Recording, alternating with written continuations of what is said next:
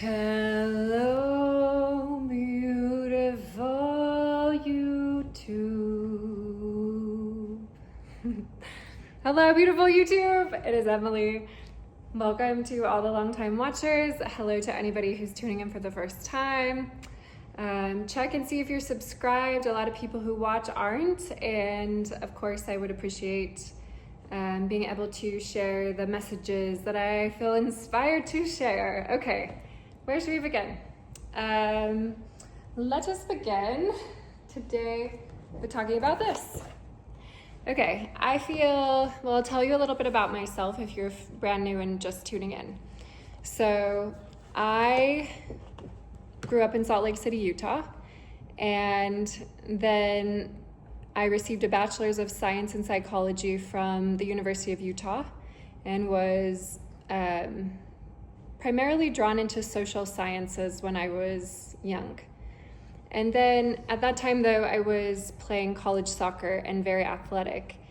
And when that ended for me, my mom looked at me one day. I was almost finished with my psychology degree, and she said, "Why don't you just take a class that you would love?"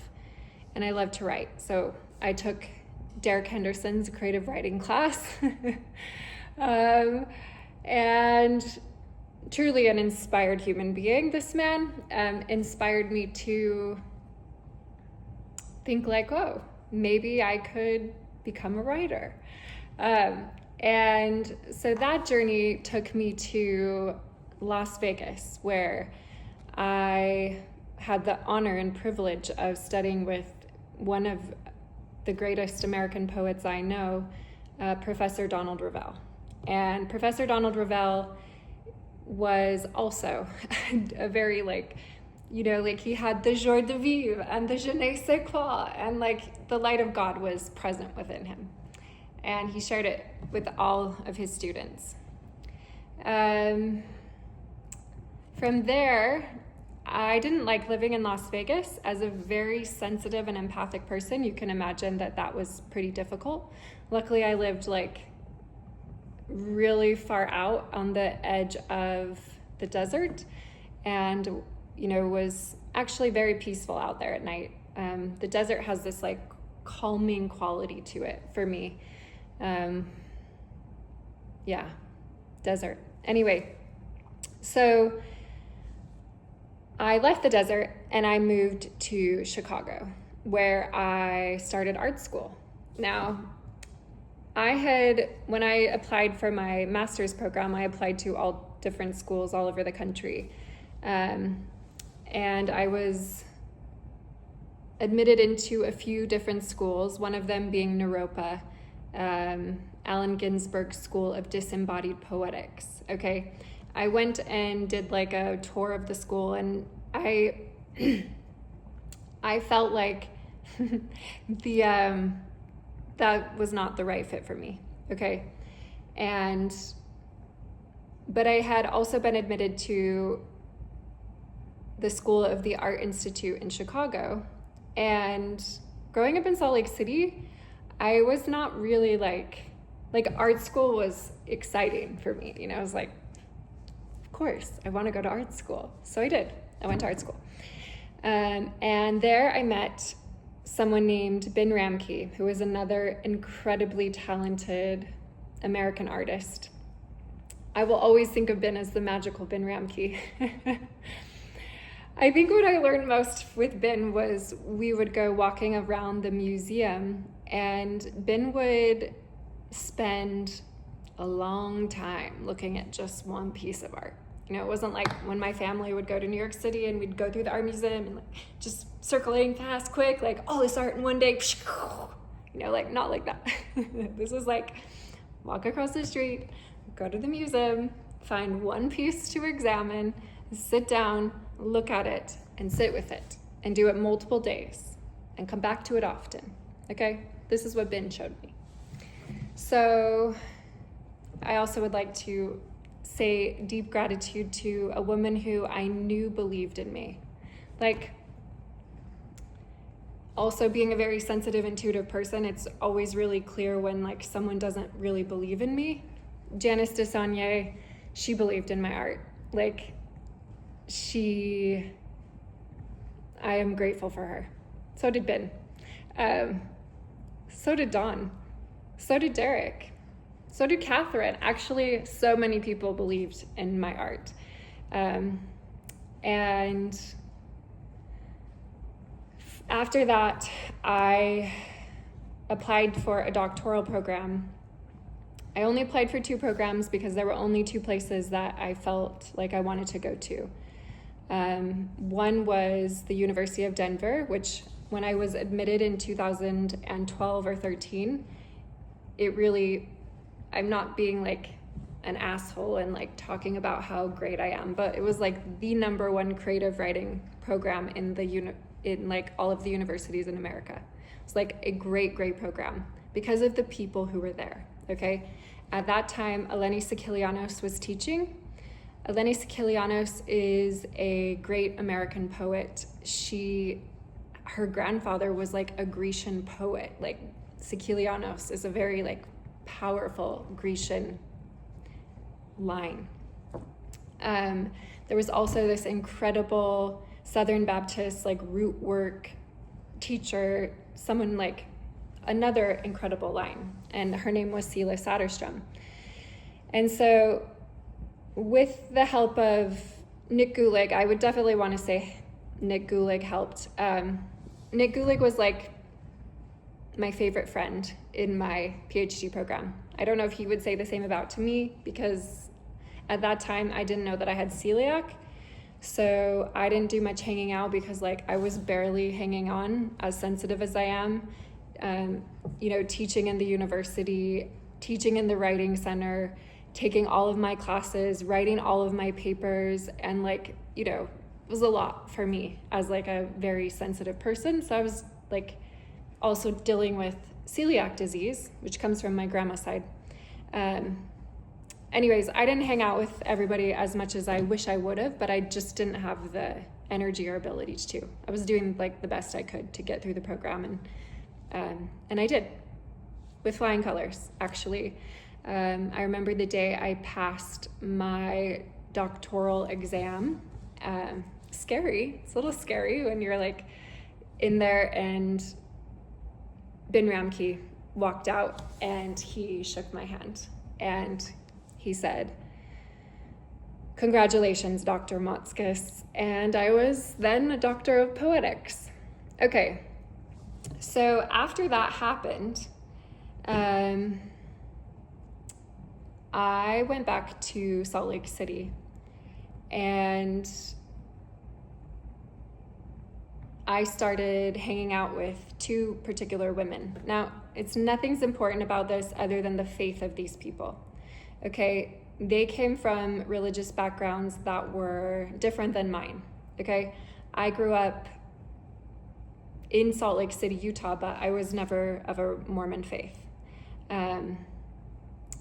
And these 2 women, they were of different faiths, but both from the same faith that was started by the prophet of the Book of Mormon, Joseph Smith, who everybody knows is a pedophile, like verifiably documented pedophile.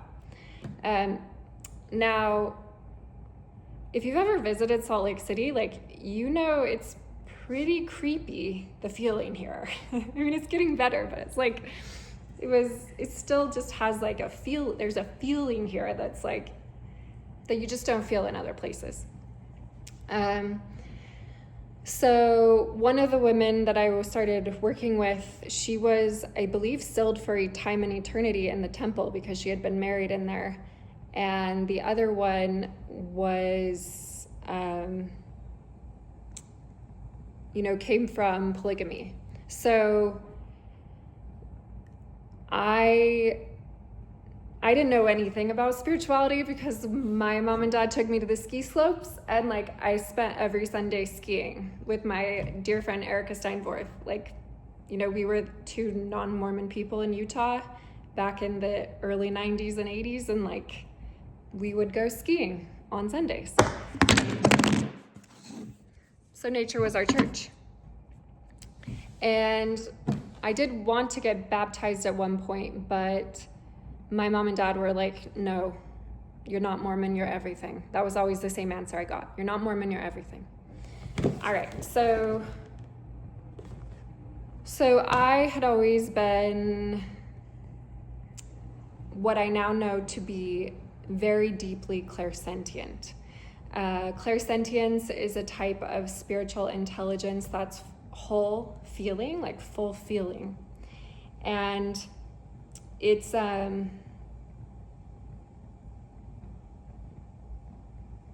mean, I don't know life without it. It comes from my mom's family lineage, for sure.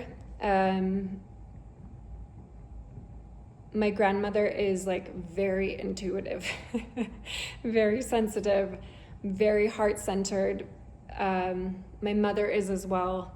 My sister is as well. I am as well. Like it's really hard for the women in my lineage to, we just have whole feeling. We have full clairsentience. So hanging out with people that these people had different lives than I had. And I casted a spell with them.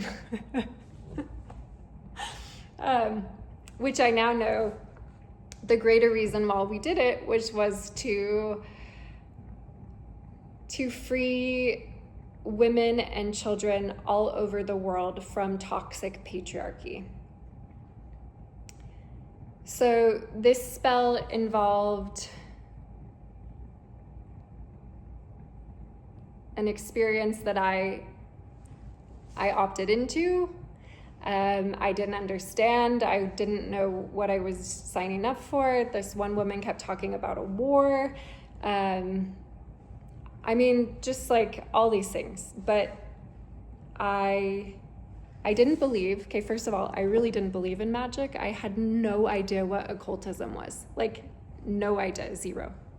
And I wasn't religious. I didn't going to church at all. So I just believed in poetry. And I still believe in poetry.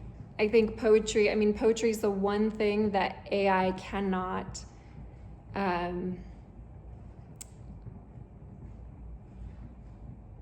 mimic.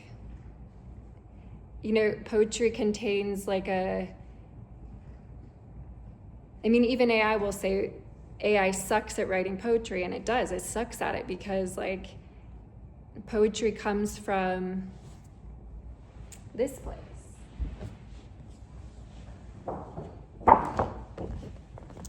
Okay, so if you think about what great source creator, like divine creator is. Divine creator, filters down into what we call earth plane reality.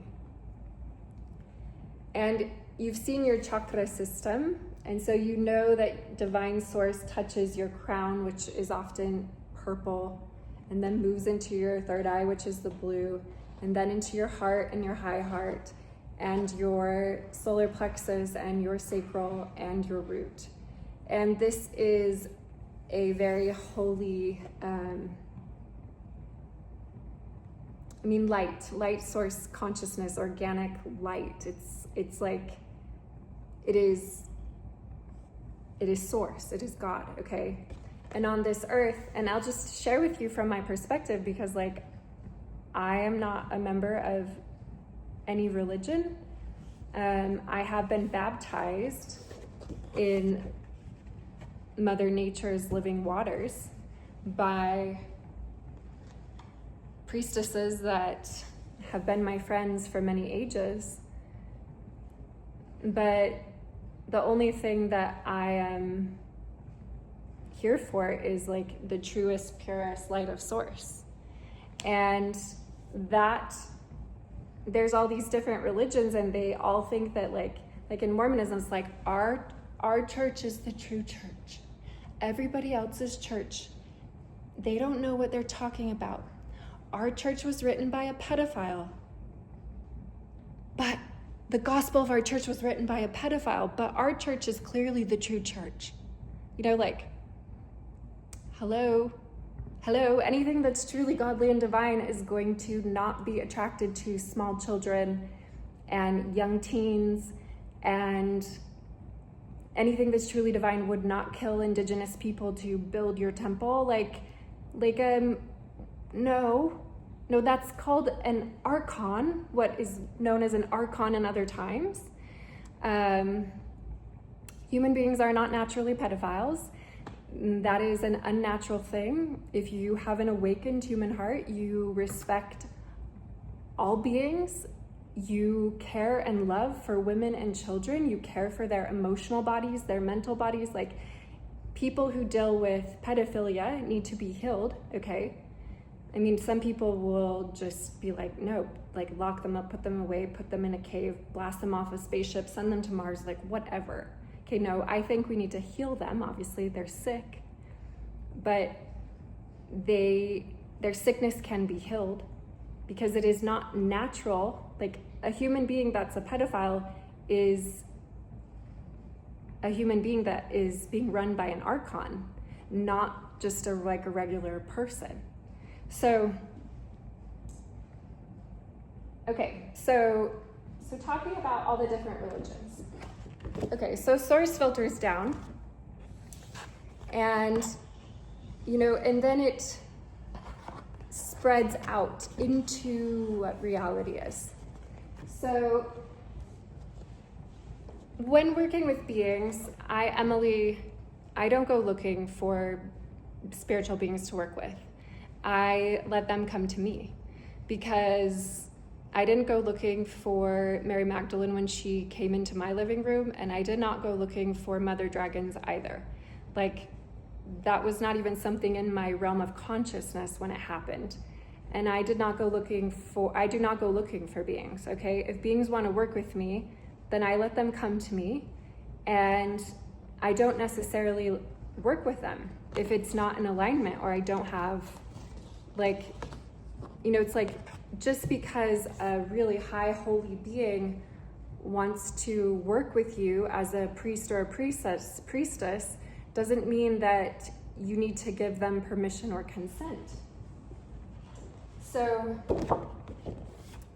there's all different types of beings, okay? So what you want to be asking yourself is, are these beings purely of source? Do they come, and are they with source? So think about, a being could be 100% with source's loving will. A being could also be like an Archon, and it could be disconnected from some source's will, and it could be selfish, and it could be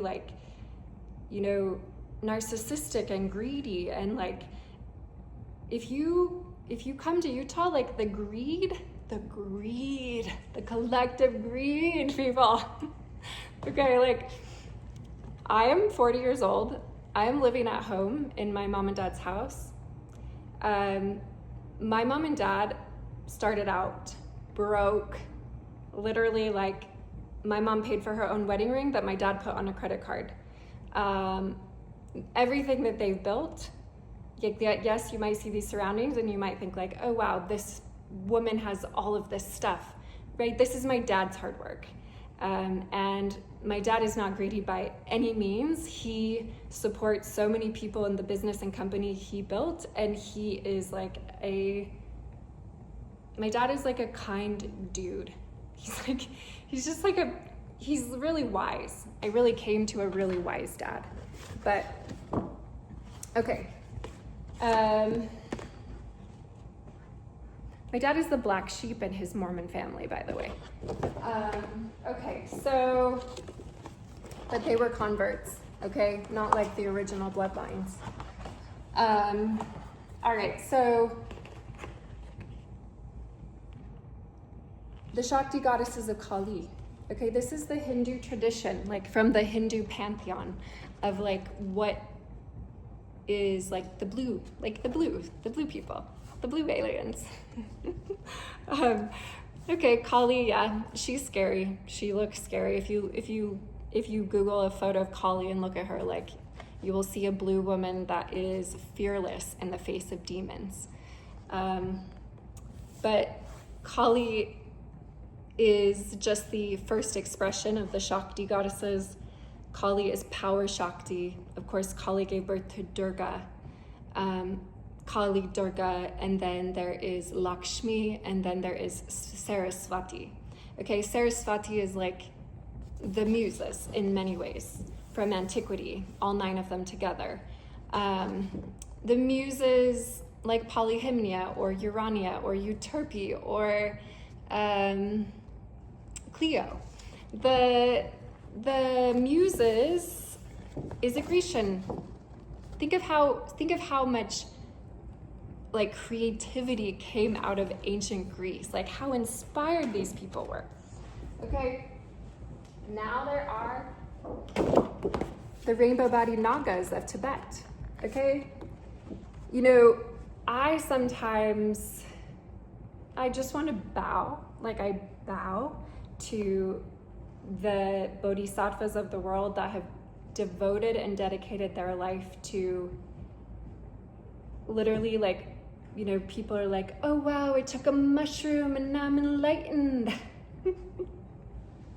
No. Tibetan bodhisattvas, rishis, monks, yoginis, tantrikas, sages, these people literally are born and begin studying spiritually at such a young age. Like, I don't know exactly, I think it's like 7, they go full time, like 6 a.m. to 10 p.m. And then when they get a little older, it's like 5 a.m. to midnight. And they have an oral tradition that is hand carried and taken, and they take great pride in it. And these people work their entire lifetimes to have a kundalini, awakening, rising. And they are skilled, and they are loving, and they are loving kindness, and they do, like, these people are literally, like, that is what a master is in my personal, like, you know, and, you know, some type of occult, like, oh, I'm going to do some occult thing to you and activate your kundalini when you're not prepared and you don't, you know, no. That's messing with God's organic clock for things like that. And those types of things are divinely reserved for God's choice. And yeah, on my path, thank God for the Tibetan monks that I met that helped me when I needed help, is what I'll say. And the Sisters of the Rose, okay, now here's your like Christian women, that not the Christian women that you got the like propaganda campaign about, like all of it. No, like the real Christian women, like Jesus's grandmother Anna, like Jesus's daughter Sarah, like Mary Magdalene's best friend and priestess Salome, that was like so incredibly powerful, like all of the women, Joan of Arc, like Mary Magdalene, like the real ones with the real energy of like the rose. Okay, Green Tara, Wisdom Moon, also, yeah, like true yoga. Yoga means to yoke with the Divine One. Okay, so what is the Divine One? Well, the Divine One is one. It is literally one thing. It includes all things. And when people are like, nope, my truth's the only truth, that's not the truth, okay? My ancestor, my grandfather, he always tells me truth is a many-sliced pie, and everyone can pick the size of their slice. So do you want the whole truth, or do you just want your slice? Because me personally, I like to see reality as it really is. And it really appears to me on earth that there are all different types of religions. and that many religions do no harm and literally abide in the laws of one, in the law of do no harm, in the law of free will choice and consent and respect. And then there are some religions that don't abide there. And if they want to say that they're in the name of Christ, I don't know that they are, actually. I don't know that some of those religions really are originated from that place.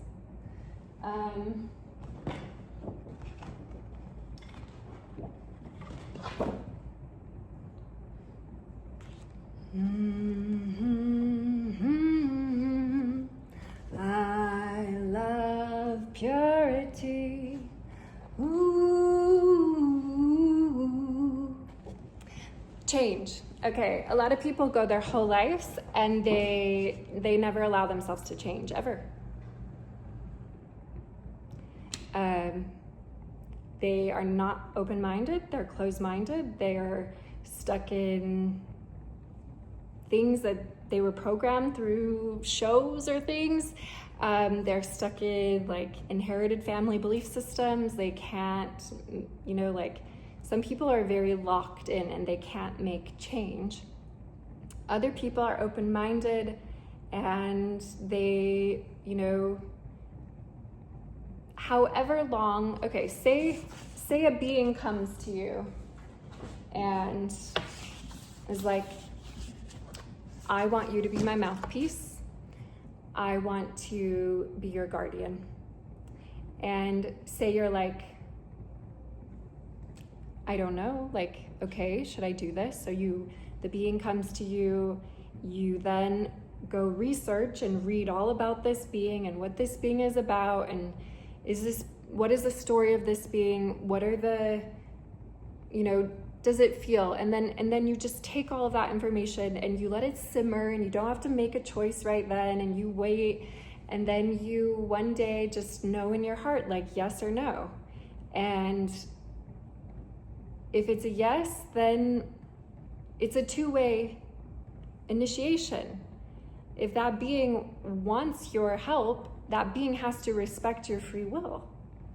And if not, God source, creator of all things, is going to know about that. And if your free will choice is not being respected, if your free will choice of a being, if a being's working with you and it's not respecting your free will, then it's not a being. Now, beings can put you in initiations. It's like there's an initiation period. Like, is this aligned? Is this aligned for you? You're on earth, you're in a body. Is it for you? Is it helpful to your life?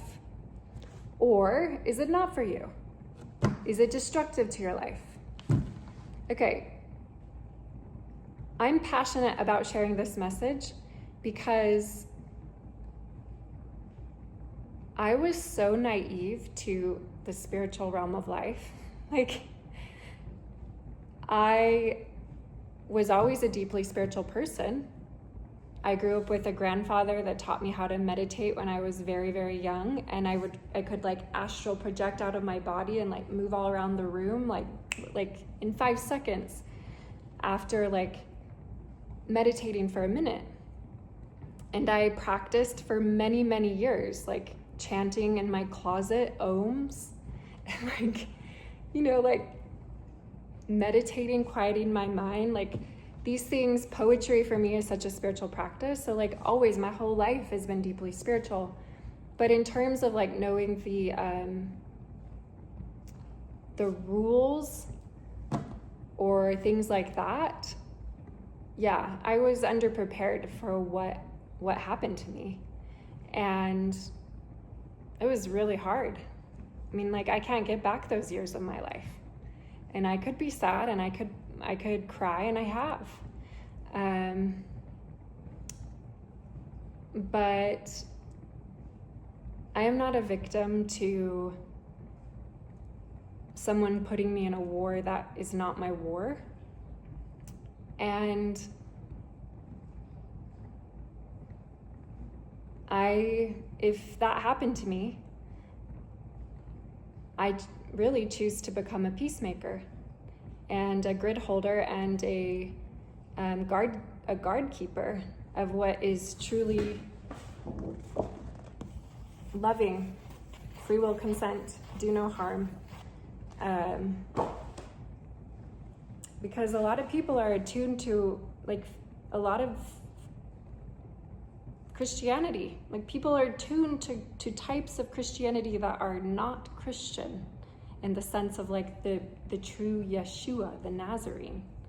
Yeshua the Nazarene would not do what a lot of Christian people do. And so, yeah, it's just like, and then there's so many people that are like, Christ is king. It's like, well, 30% of the world thinks Christ is king, but there's like a lot of the other world. And you think that great creator just like doesn't want any of the other people in the world? Okay? Like, it's like, what are we defining as Christ? Christ would want us to define it as like compassionate and caring and loving to all beings. Okay, Christ wouldn't be like, no, Kali Ma, you can't kill a demon. Christ would be like, yeah, get that demon. Dissolve it back to divine love. Christ wouldn't be like, no, Green Tara, you can't awaken that person's heart chakra. Christ would be like, thank you, Green Tara. Thank you for activating that person's heart chakra. Christ wouldn't be like, no, Urania, you can't help someone walk their destiny path. Christ would be like, thank you, Urania, for helping someone walk their destiny path. You know, like, I think my experience of Yeshua is that Yeshua, and I'm talking about Yeshua the Nazarene, like the actual boy that was born of the actual Mary, like the real one, not the King James Bible version one, not the Paulinity, not Joseph Smith's version. No, I'm talking about the real one.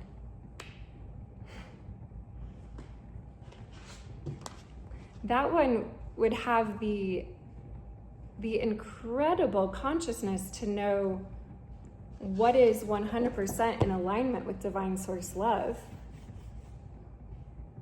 and what isn't. So that one would know about Great Mother. That one would know about Divine Great Mother. That one would know about Divine Great Mother. That one wouldn't shit on Divine Great Mother. That one would know the beautiful power of women. That one wouldn't think like, ooh, I'm better than all those goddesses. No, that one would see women making babies, having portals to the literal place stars' souls are born. And seeing the divinity in that.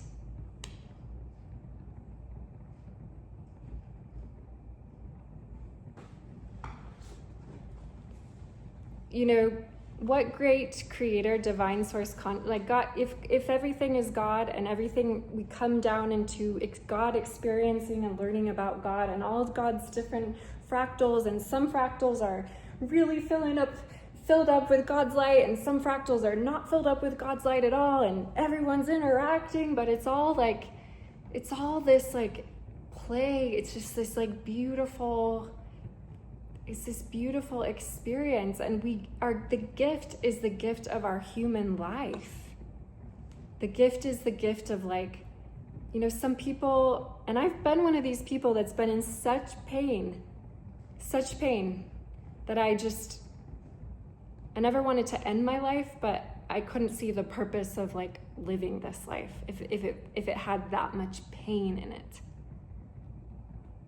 So I can speak from that place of compassion and empathy.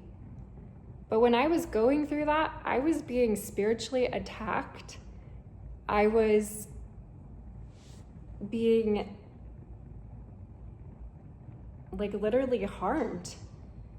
And if that's happening to you, you're being spiritually attacked and harmed, because you should want to be in life. You should want to be here. You are here. Like, if your path is to go be a monk and to just like sit in a cave and just do this heart chakra thing and just blast it all over the world, then go do that. Go get some training with some real masters and learn how to do that if that's your path. If your path is here to be on earth, do that. And there's not just two different paths, you could do both. But it's about like, for me, it's been about being like really humble. Like being really humble and really honest about what I went through. How I got myself in that situation. Where I had been taught to be a nice girl and to just ignore my instinctual intuition and to just like, if someone looked like they were going to lead me and like that I should trust their leadership. No, I don't trust anyone's leadership. The only leadership I trust is this divine source of all of life, great creator's leadership. That is the leadership that I trust. And if this leader sends an energy to me to work with me, and it is for me, and I am also for it, then I will do that, because I know that I'm sensitive and I have a gift and I can use my gift to help this world heal. And I will do that. If it's in a highest alignment for myself and my family. My family, what my family went through.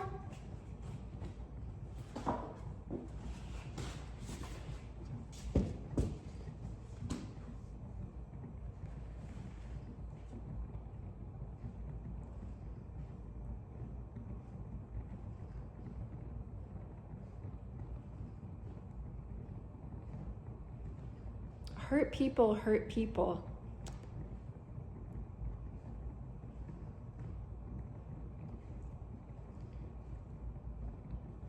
I'm so grateful for my education in poetry and the arts. I could have never survived or made it through what I went through. It would have killed me.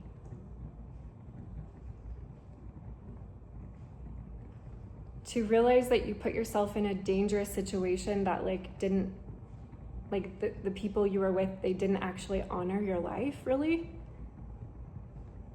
That was painful. That felt like the deepest betrayal. But I know the wounds of my past and why I was that way.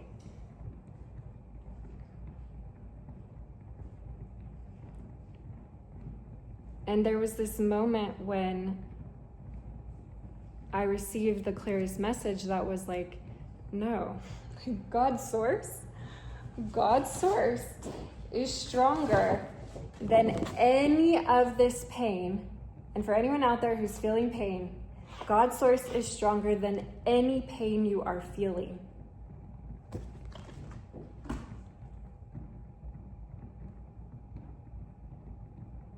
There is healing for all. And yes, I have had to repent.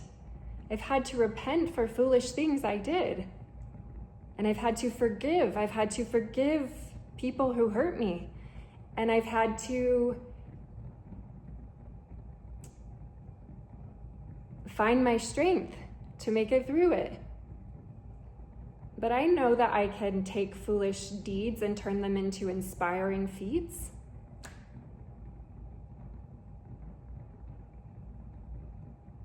That's not lost on me.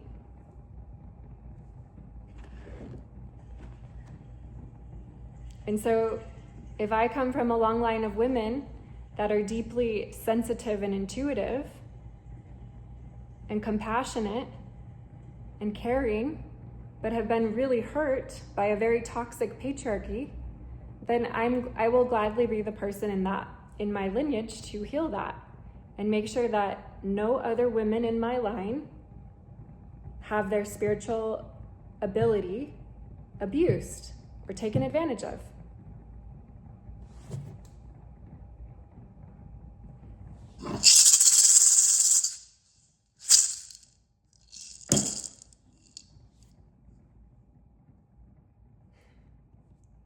Okay.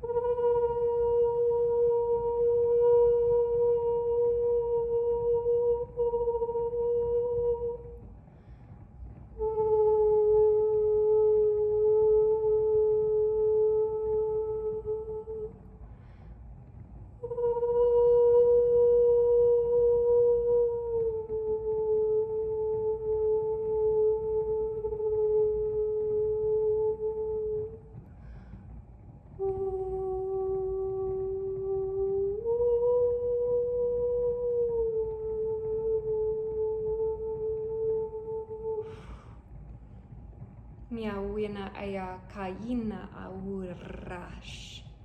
Kiar kitukur miana kaina taar.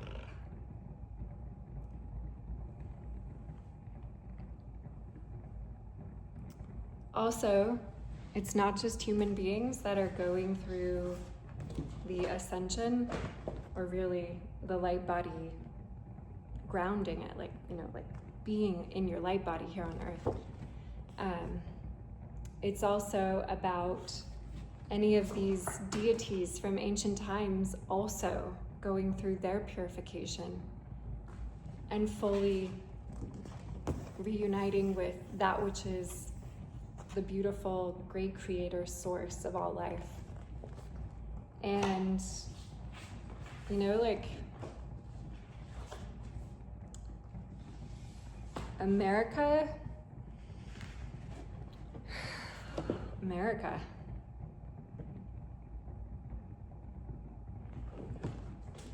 And I'm proud to be an American, where at least I know I'm free. And I won't forget the Africans and indigenous people, and the Puerto Rican people, and the native people, and the European people who died and gave their life for me. And I proudly stand up next to God's source creator and defend her still today. 'Cause there ain't no doubt I love this land. God bless the USA.